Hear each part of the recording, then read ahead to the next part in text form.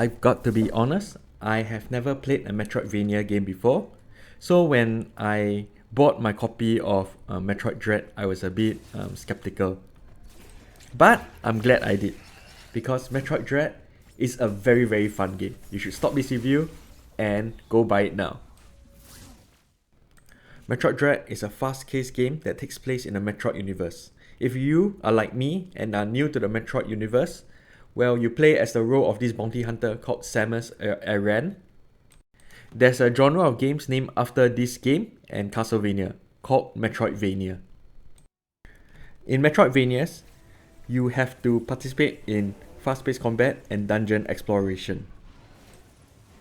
Initially, I was a bit afraid that the combat would be a bit too monotonous and boring for me, but my fears were not justified. Metroid Dread has one of the best combat sequences I've ever seen. It breaks up traditional 2D platformers with quick time events. Like, even the dungeons are fun to explore and you rarely get lost. For example, I couldn't jump to the ledge on the right, so obviously the correct path was to go to the path on the left. So Metroid Dread has a lot of hints to tell you where to go so you won't get lost. Plus, the environments are very varied. Like just now, you saw an underwater section. There's also a ice cavern section. I won't spoil too much, so get the game and explore the rest for yourself. And don't be mistaken, this game, even though it's a 2D platformer, is very difficult. I find myself, despite my best efforts, getting killed again and again.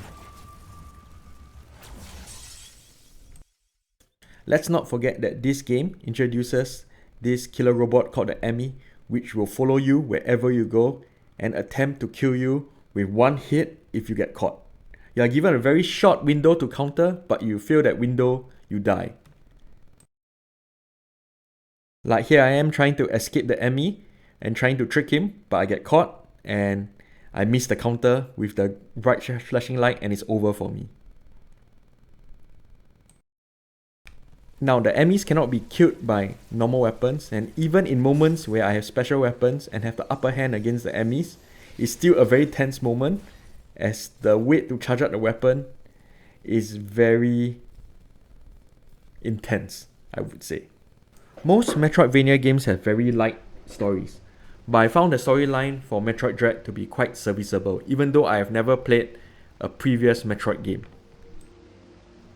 As a bounty hunter, you are dispatched to this planet called ZDR to uncover the mystery of the missing Emmys, those killer robots which you saw earlier. Okay. At the start of the game, you are attacked by this bird-like creature called a Chozo, and you wake up at the bottom of the planet with only Adam as your AI to help you, but you have no abilities at all. So you progress the game, gaining more abilities in an attempt to escape the planet, and of course, to find out what happened to the Emmys. With that, I give Metroid Dread a 10 out of 10. Considering this is my first foray into the Metroidvania genre of games, I didn't find anything to dislike. The gameplay is good, the sound is fantastic, and the story is serviceable. In fact, from what I hear, the story does a great job in continuing what happened in the previous games in the series.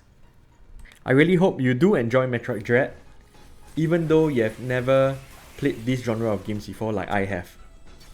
So with that, let me conclude this review, and thank you everyone for watching.